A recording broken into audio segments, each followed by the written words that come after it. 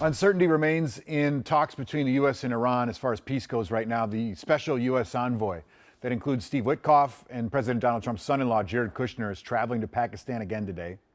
The Iranian foreign minister arrived in Islamabad late last night. Iran's semi-official state media says that the purpose of the trip is to meet with Pakistani officials and that he's not planning to negotiate with U.S. officials there.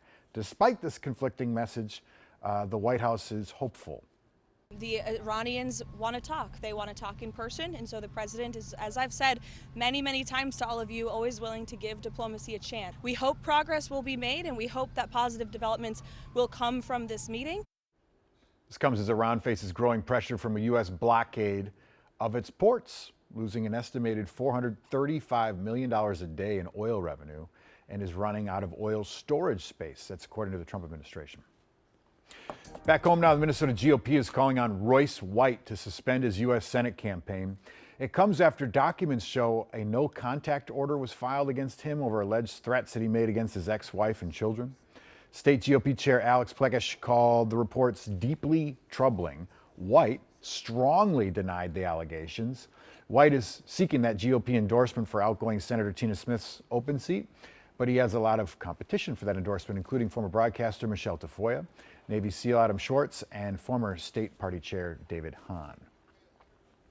Well, after a long journey, the remains of a World War II veteran and Medal of Honor recipient are home now. The American Airlines Valor aircraft touched down yesterday at MSP on board the fallen captain, Willibald Bianchi. He is a New Ulm native, killed in World War II while held as a prisoner of war by Japanese forces. He was buried at the National Memorial Cemetery in Honolulu until he was identified last August. Bianchi's relatives say this moment was a long time coming. When we found out that his remains have been identified, we wanted to be sure that he was brought back to New Ulm because we want the city to be as proud as we are about him. A graveside service and full military honors for Bianchi will take place on Saturday, May 2nd in the Soldiers' Rest section of the New Ulm City Cemetery. Right now, 150 remote workers at Target are getting an ultimatum: move to the Twin Cities or move on. The Minneapolis-based retailer says those who accept the move will get relocation assistance and those who don't will get severance. This impacts two teams with merchandising and isn't a company-wide mandate. A Target spokesperson said increased in-person collaboration will help sharpen focus and accelerate work. Got a recall alert this morning. More than 200,000 pairs of heated socks from Costco are being recalled over burn risks. According to the Consumer Product Safety Commission, there have been 13 reports of first or second degree burns from these socks.